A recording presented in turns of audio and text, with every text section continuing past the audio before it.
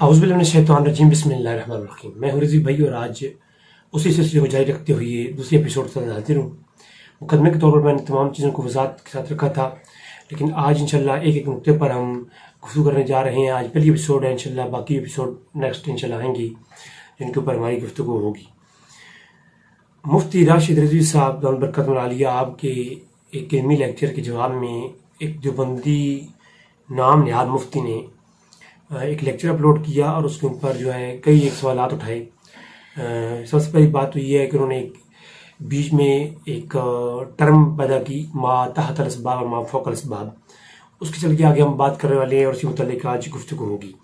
ناظرین، قرآن کریم میں ذاتی اور حقیقی اور مجازی، ذاتی اور عطائی، اور ما تحت الاسباب یا ما فوق الاسباب، جیسے کہ انہوں نے خود دیوبندی کے عالم میں یہ دو تقسیمات کی ہیں۔ یہی تقسیمات جو ہے قرآن کریم میں جو ہے علماء علم القرآن رکھنے والے جو علماء ہیں وہ کرتے آئے ہیں بعض مقامات پر۔ اگر یہ تقسیم نہ کی جائے گی اور مجازی اور ذاتی اور عطائی والی، تو پھر قرآن کریم میں کئی جگہوں پر اعتراضات اٹھ جاتے ہیں۔ مثلا میں بندہ فقیر سے جب کئی ایک نان مسلم کی ڈبیٹس ہوئیں تو انہوں نے پہلا کوشچن یہ کیا کہ آپ قرآن کے آغاز میں ہے لا ریب فیہ ھدی للمتقین، کہ قرآن وہ کتاب ہے ذالک الکتاب لا ریب فیہ، اس میں کوئی شک نہیں ہے۔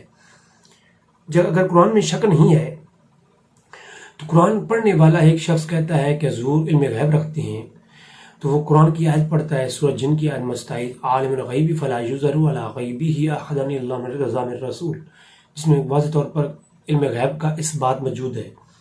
دوسرے مقام پہ وہ دوسرا مقام قرآن کریم کا پڑھتا ہے جس میں اللہ فرماتا ہے فَعِندَهُ مَفَاتِحُ الْغَيْبِ لَا يَعْلَمُهَا إِلَّا هُوَ۔ تو اب دو مقام قرآن کریم کے آ گئے۔ تو اب وہ اعتراض یہ کرتا ہے جب قرآن میں شک نہیں تو یہ قرآن میں ظاہری تعارض کیوں ہے؟ اسی طرح کئی ایک اعتراضات ہیں کہ قرآن کریم میں اللہ فرماتا ہے کہ میں جو ہے رؤوف رحیم ہوں، اور دوسرے مقام میں فرماتا ہے کہ میرے علاوہ جو ہے میں نے نبی کو بھی رؤوف رحیم بنایا ہے۔ اور اس کے علاوہ کئی ایک چیزیں جو ہے وہ اعتراض کے طور پر پیش کرتا ہے۔ قرآن کہتا ہے کہ جناب قرآن کو ہی پڑھ کے بعض لوگ یضل بہ کثیر و یہدی بہ کثیر، کثیر وہ ہیں جو قرآن پڑھ کے گمراہ ہو جاتے ہیں، بعض چیزیں اس کے زیادہ حاصل کرتے ہیں۔ تو اب جو ہے کئی ایک اعتراضات نان مسلم اٹھا دیتے ہیں کہ قرآن میں اگر شک نہیں تو یہ شک کیوں ہے جو ظاہری تعارض ہے؟ تو اس کی وجہ یہ ہے کہ جو لوگ قرآن کریم کے اوپر اس طرح کے اعتراضات کرتے ہیں وہ قرآن کریم کے علوم و فنون کو جانتے نہیں ہوتے، وہ اپنے من گھڑت تفسیر میں جیسے کہ میں نے پچھلی ایپیسوڈ میں بیان کیا تھا کہ اللہ کے رسول نے فرمایا کہ گمراہ ترین لوگوں میں سے وہ لوگ بھی ہوں گے جو قرآن کی تفسیر اپنی من مرضی سے کریں گے اور پھر یہی کہیں گے کہ جو مفہوم قرآن کا میں نے لیا ہے نا یہی قرآن کا مفہوم سب سے بہتر ہے، اور وہ علماء کی تصریحات ان کو رد کر دیں گے۔ پچھلی ایک ایپیسوڈ کے اندر میں اس کے اوپر وضاحت کر چکا ہوں۔ اصول شاشی جو کہ دیوبند اور علماء بریلویہ کے ہاں اہل سنت جماعت کے ہاں پڑھائی جانے والا نصاب کے اندر شامل ہے، سال ثلاثہ کے اندر جو پڑھائی جاتی ہے، اس میں حقیقی اور مجازی کی جو تعریف ہے تفسیر کے ساتھ آپ اس کے اندر سے پڑھ سکتے ہیں۔ میں انشاءاللہ اس کو کسی اور طرز سے بیان کروں گا آگے چل کے، لیکن ذاتی اور عطائی کی حقیقت اور مجاز اس کا جو ذکر ہے قرآن کریم میں چند ایک مثالیں پیش کر دیتا ہوں۔ ہم پڑھتے ہیں بسم اللہ الرحمن الرحیم، اللہ رحمان ہے اور اللہ رحیم ہے۔ اب اللہ کی یہ صفت ہے رحمان اور رحیم، یہ دو اللہ کی صفات ہیں۔ کسی اور کے لیے اللہ کی صفات کسی غیر کے لیے ماننا یہ شرک ہے۔ مفتی راشد رضوی صاحب نے بھی جو ہے شروع میں یہ شرک کی تعریف بھی کی ہے، لیکن اہل سنت جماعت کہتے ہیں اگر ان ذاتی طور پر یہ صفات کسی کے لیے مانی جائے تو شرک ہے، ادروائز یہ کسی غیر کے لیے مان لی جائے تو یہ شرک نہیں ہوگا۔ یہ علماء دیوبند کے بڑے بڑے علماء نے لکھا ہے۔ مثلا قرآن کریم میں اللہ نے فرمایا کہ اے نبی ما عنتم حریص علیکم بالمؤمنین رؤوف رحیم، اے نبی تو رؤوف بھی ہے تو رحیم بھی ہے، نبی کریم صلی اللہ علیہ وسلم کے لیے آیا ہے۔ ادھر اللہ فرماتا ہے میں رحمان و رحیم ہوں، ادھر نبی کے لیے فرمایا نبی تو رؤوف بھی ہے رحیم بھی ہے۔ یہ صفت اللہ کی ہے لیکن نبی کے لیے بیان ہوئی قرآن کریم میں۔ پھر وما ارسلناک الا رحمت للعالمین، رب رحمت للعالمین ہے نبی، تو آپ عالمین کے لیے رحمت ہیں۔ ادھر اللہ فرماتا ہے رؤوف رحیم میں ہوں، ادھر اللہ فرماتا ہے نبی تجھے رحمت للعالمین بنا کے بھیجا ہے۔ اور پھر اس کے اوپر کافی کلام کیا جا سکتا ہے کہ عالمین کی رحمت کے لیے نبی آپ ہی رحمت ہیں، اثر کے اوپر کلام کیا جا سکتا ہے. تو یہ دوسرا مقام آ گیا. اور پھر علماء دیوبند کے مولانا عبدالرشید گنگوئی صاحب سے پوچھا گیا کہ یہ جو رحمۃ اللہ عالمین حضور کا خاصہ ہے. کہا کہ یہ خاصہ نہیں ہے، اللہ کے نبی کے علاوہ بھی اور لوگوں کے لیے بھی، امتی کے لیے بھی عالمین رحمۃ اللہ عالمین جو ہے نا یہ ان کے لیے ہو سکتا ہے. اور اسی کے اوپر وہ علماء دیوبند کی کتابوں میں موجود ہے کہ حاجی امداد اللہ مہاجر مکی کی نسبت وہ کہا کرتے تھے علماء دیوبند کہ اللہ نے زمین میں ان کو رحمۃ اللہ عالمین بنا کر بھیجا ہے. ایک تفسیر گفتگو ہو جائے گی اگر ادھر جمعت ہو. تو علماء دیوبند نے بھی اس کو قبول کیا کہ جو رحمت ہے یہ نبی کے علاوہ بھی لوگوں کا کہا جا سکتا ہے. تو یہ تو اللہ کی صفت و صفات میں سے ہے. اب اللہ کی صفت جو ہے وہ نبی اور غیر نبیوں کے لیے ماننا، حاجی امداد اللہ مہاجر مکی کے لیے ماننا، تو پھر اس کے بارے میں آپ کیا کہیں گے؟ تو مطلب یہی ہوگا کہ اللہ ذاتی طور پر رحمان اور رحیم ہے. اللہ کی عطا سے اللہ کے نبی بھی رؤوف رحیم ہے. وہ ادھر حقیقت ہے، ادھر مجاز ہے. ادھر حقیقی طور پر رؤوف رحیم کوئی بھی نہیں، نہ نبی نہ ولی. ادھر جو ہے اللہ ذاتی طور پر ہے، اللہ کے مقابلے کا کوئی نہیں. اللہ سمجھ کر کے، خدا سمجھ کر کے، انہیں وحد الوجود سمجھ کر کے کسی اور کو رؤوف رحیم ماننا شرک ہے. لیکن اللہ کا مظہر، اللہ کی رحمت کا وسیلہ اور سبب سمجھنا، تو یہ قرآن کریم کے عین مطابق عقیدہ ہے. اب تعارض نہیں. اگر یہ چیز رکھیں گے نا تو تعارض نہیں ہے، ادروائز بالکل تعارض ہے. اب اگلی بات کہ دوسری چیز میں جو 3 پوائنٹ پیش کروں گا. دوسرا پوائنٹ پیش کرنے جا رہا ہوں کہ رب العالمین، اللہ قرآن میں فرماتا ہے کہ الحمد للہ رب العالمین. اب اللہ کی تمام تعریف اللہ کے لیے ہیں. ہم تو تعریف اچھی چیزوں کی بھی کرتے ہیں، استاد کی بھی کرتے ہیں، والدین کی تعریف بھی کرتے ہیں، لیکن یہاں پر الف لام کے ساتھ خاص کیا کہ تمام تعریف اللہ کے لیے ہیں. اب اللہ کے علاوہ کسی اور کی تعریف کرو گے تب بھی مارے جاؤ گے. لیکن ہم کرتے ہیں اچھی چیز کی، خوبصورت مقام کی کرتے ہیں، تو اس غیر اللہ کی تعریف کرتے ہیں اور اللہ کے نبی کی تعریف نعت بیان کرتے ہیں. تو اس کا مطلب یہ ہوا کہ اللہ کی تمام تعریف اللہ کے لیے ہی ہیں. تو کسی اور چیز کی ہم کریں گے تعریف تو وہ حقیقی اللہ کی ہی تعریف ہوگی، کیونکہ وہ بنانے والا تو اللہ ہی ہے. لیکن بظاہر اس شخص کی تعریف ہوگی، اس ذات کی تعریف ہوگی، تو فی نفس ہی یہ مجازن ہوگی، حقیقی تعریف ہو اللہ کی ہی ہوگی. اور آگے فرمایا رب العالمین، میں عالمین کا رب ہوں. اللہ ہی رب ہے، اس میں کوئی شک نہیں.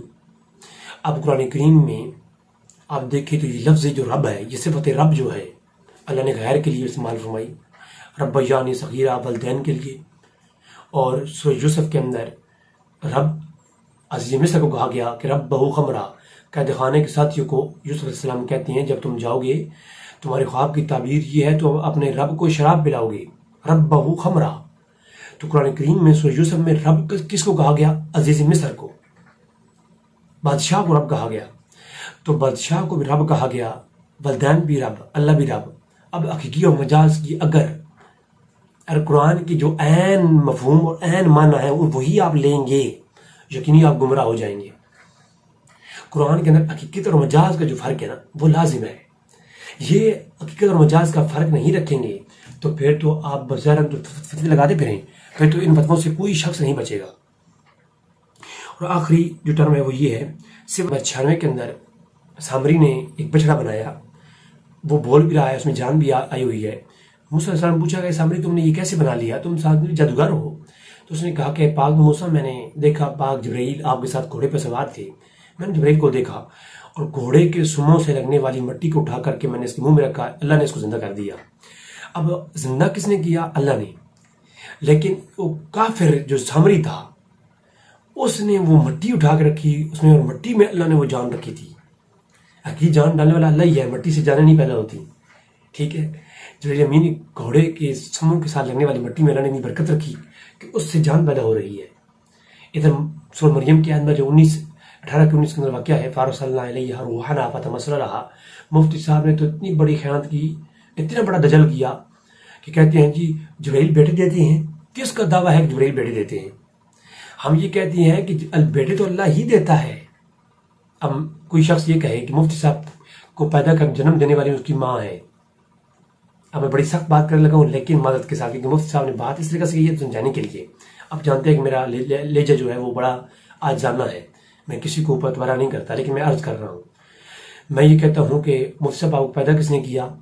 تو مفتی صاحب کہیں گے جناب مجھے میری خدا نے پیدا، اللہ نے پیدا کیا. میں کہتا ہوں آپ کو تو آپ کی والدہ نے پیدا کیا ہے. تو اب اس میں مفہوم یہ ہوگا کہ پیدا کرنے والا اللہ کی ذات ہے، عدم سے تخلیق اس نے کیا ہے. ہاں مجھے ظاہری طور پر جنم میری والدہ نے دیا ہے. تو اب اس کے دونوں کے اندر فرق کیا نا. تو اسی طرح فرق ہے کہ علیہ السلام بچہ دینے کے لیے آئے، فَأَرْسَلْنَا عَلَيْهَا رُوحَنَا فَتَمَثَّلَ لَهَا. تو وہ جو بشری صورت میں آئے تو وہ ذاتی طور پر وہ جو ہے نا بچہ تو اللہ ہی دینا ہے، لیکن وسیلہ اور سبب جو ہے نا جبریل امین بنے. ٹھیک ہے، تو اللہ تو وہاں سے کیا دیتا، کن فیکون، بچہ ہوتا. جیسا کہ آپ دیکھیں بدر کے اندر جب فرشتے آئے تو مدد اللہ کی تھی، لیکن فرشتے کرنے آئے مدد. جو کن فیکون کی طاقت رکھتا ہے تو اس کو فرشتے بھیجنے کی کیا ضرورت ہے. اور آج کوئی احمق یہ سوال کرے جی یہ فرشتے نہیں آئے تھے، اللہ نے مدد کی تھی. بھئی اللہ ہی کی مدد تھی، لیکن اللہ بھی مدد کرتا ہے تو وسیلوں کے ذریعے، سبب کے ذریعے، فرشتوں کے ذریعے. کوئی آج یہ کہے جی یہ ہمارے اعمال لکھنے کے لیے جو 2 فرشتے ہیں کرامن کاتبین، تو ان کے بارے میں کوئی کہے کہ یہ اللہ خود بخود نہیں جانتا، یہ فرشتے جا کے اللہ کو اعمال بتاتے ہیں. نہیں، اللہ خود بخود علم رکھتا ہے، لیکن اللہ بس ان کے وسیلے سے بھی علم حاصل کرتا ہے. یہ اللہ کی شان ہے، تو اس کی نفی نہیں، لیکن ساتھ یہ بھی اس کا اثبات بھی ہے کہ اللہ فرشتوں کے ذریعے بھی اعمال لکھتا ہے. اللہ خود بھی قادر ہے اس پہ کہ خود جان سکتا ہے، جانتا ہے، لیکن فرشتوں کے ذریعے لکھنا یہ اللہ کی شان ہے. اسی طریقے سے اللہ وہ بیٹا جو عطا ہوا پاک مریم کو وہ اللہ نے عطا کیا، لیکن سبھی وسیلہ اور سبب کون بنے؟ لِأَهْبَ لَكِ غُلَامًا زَكِيًّا. لِأَهْبَ صفت وہاب جو ہے، لفظ وہاب جو ہے، ہم اس کی بات کر رہے ہیں. اگر آپ اس کے اندر کہتے ہیں جی اللہ نے دیا ہے تو ہم یہ کہتے ہیں کہ غوث اللہ ہی ہے،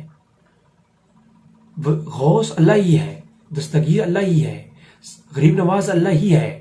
ٹھیک ہے، لیکن جو ہے کیا ہے کہ ادھر بھی وہاب اللہ ہی ہے، لیکن جبریل امین وسیلہ ہے. ٹھیک ہے، اسی طرح ہم کہتے ہیں کہ جناب غوث اللہ ہی ہے، جو ہے یہ غوث الاعظم وسیلہ ہے، سبب ہے، مدر خدا ہے. ٹھیک ہے، تو یہ بات ختم ہو گئی. اور آخری جو نقطہ ہے جو مرزا نے پیش کیا وہ ہے اخلق لکم من الطین کہیئۃ الطیر. سورہ ال عمران کے نمبر 49 پہ پیش کی، اور سورہ مائدہ کے اندر بھی واقعہ پیش ہوا. تو یہاں پر انہوں نے ایک دجل کیا. اللہ فرماتا ہے کہ وَلَقَدْ خَلَقْنَا الْإِنسَانَ مِنْ سُلَالَةٍ مِنْ طِينٍ، کہ میں نے انسان کو پیدا کیا مٹی سے. اب لفظ خلقنا اس کا معنی انہوں نے کیا یہ بنایا. جو بھی معنی آپ لیں، ہمارا معنی کے بات بحث نہیں ہے، بحث یہ ہے حقیقی اور مجازی کی. اگر آپ بے عین ہی قرآن کا ترجمہ لیں، بے عین ہی، تو قرآن میں تعارض ہے. اگر حقیقت اور مجاز، عطائی اور ذاتی کا فرق نہیں کریں گے آپ، تو پھر یہ عین لفظ میں قرآن موجود ہے. اللہ فرماتا ہے میں خلق کرنے والا ہوں، بنانے والا ہوں، پیدا کرنے والا ہوں. ادھر سے ہم کہتے ہیں انی اخلق لکم، میں بنانے والا ہوں، بے شک باذن اللہ کے. لیکن صفت خلق اپنی طرف منسوب کر رہی ہیں جو بظاہراً شرک ہے. اور اگر کوئی کسی غیر اللہ کی طرف صفت خلق منسوب کرے تو مفتی صاحب کے قول کے مطابق تو وہ مشرک ہوا. تو یہ پہلا شرک کا فتویٰ تو عیسیٰ علیہ السلام کے اوپر گیا. عیسیٰ علیہ السلام کہتے ہیں میں بناتا ہوں پرندے کی مورت، اس میں پھونک مارتا ہوں. پھر یہ پھونک مارنا، روح یہ پھونکنا، وَنَفَخْتُ فِيهِ مِن رُوحِي، یہ اللہ کی سنت ہے، یہ اللہ کا طریقہ ہے، غیر اللہ کے لیے نہیں ہے. یہ پھونکے مار کے کرنا، جان پیدا کرنا، یہ اللہ کی طاقت ہے، غیر اللہ کی نہیں. تو ادھر سے ہم کہتے ہیں وَأَنفُخُ فِيهِ، میں پھونک مارتا ہوں. یہ میں جو اپنی طرف نسبت کی ہے نا، اگر مجازن اس کو نہیں کریں گے تو یہ نسبت کرنا کفر ہے. تو نعوذ باللہ یہ سب اسلام پہ قتل جائے گا.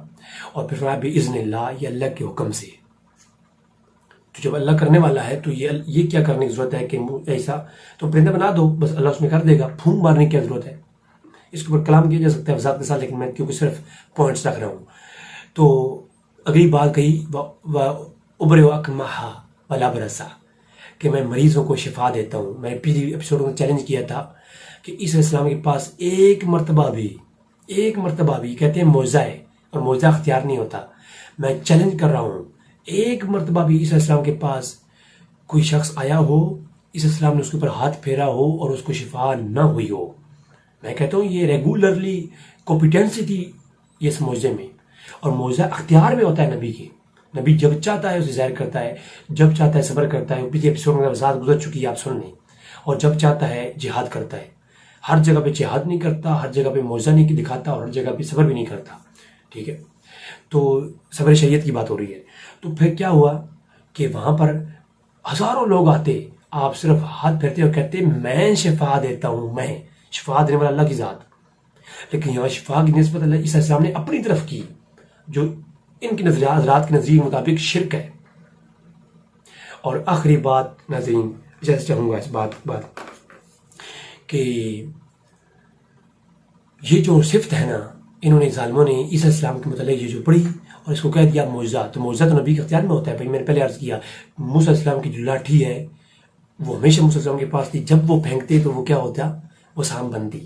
اور ناظرین حد ہو گئی کہ جب کہا کہ وہ احیی الموتیٰ باذن اللہ, مردے اٹھا کے لے آؤ, میں مردوں کو زندہ کرتا ہوں, میں مردوں کو زندہ کرتا ہوں, میں صرف اپنی طرف کی اللہ کے اذن سے. یہ تو ہمارا عقیدہ ہے, یہ تو ہم زور لگا رہے ہیں کہ بدر میں فرشتے جو آئے تھے مدد اللہ ہی کی تھی, لیکن وسیلہ فرشتے بنے.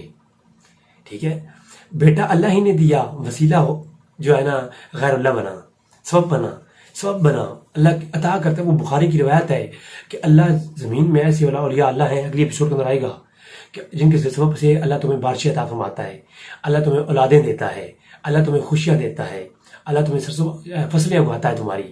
صحیح بخاری مسلم کی روایت, ترمذی کی روایت, مسلم نوبل کی روایتیں آئیں گی انشاءاللہ. حدیث کی روشنی میں اگلی ایپیسوڈ کے اندر گفتگو ہوگی, معلوم ہو جائے گا کہ بیٹا کون دیتا ہے. بیٹا تو اللہ ہی دیتا ہے, لیکن سبب اور یہ اللہ کے دیتا ہے. ان کی وسیلے سے بندہ دعا کرتا ہے نا, تو اللہ بیٹے عطا فرماتا ہے. ٹھیک ہے, تو انشاءاللہ وہ پاک مریم کا واقعہ قرآن کریم میں آیا, وہ بھی انشاءاللہ پیش ہوگا. تو ناظرین قرآن کریم میں یہ جو صرف ایک خلق ہے عیسیٰ السلام کے متعلق, اللہ نے واضح طور پر بیان فرما دی. جب بھی عیسیٰ السلام پرندہ بناتے تو اسے بھونگ مارتے, تو کبھی ایسا نہیں ہوا کہ وہ زندہ نہ ہوا ہو, وہ زندہ ہوتا تھا, اختیار میں اللہ نے عطا فرمایا. تو اسی طرح اجازت چاہوں گا میں, ایاک نعبد و ایاک نستعین پڑھ کے یہ دھوکہ دیتے ہیں. تو ایاک نعبد و ایاک نستعین, اللہ ہی کی عبادت خاص اور اللہ ہی سے مدد مانگنی خاص. اگر اس کو مطلق مانا جائے, اور آپ یہ بات جانتے ہیں کہ مطلق جو ہے وہ اپنے اطلاق پر قائم رہتا ہے, کتابوں میں موجود ہے, انشاءاللہ اگلی گفتگو آئے گی مطلق اور اطلاق کے متعلق.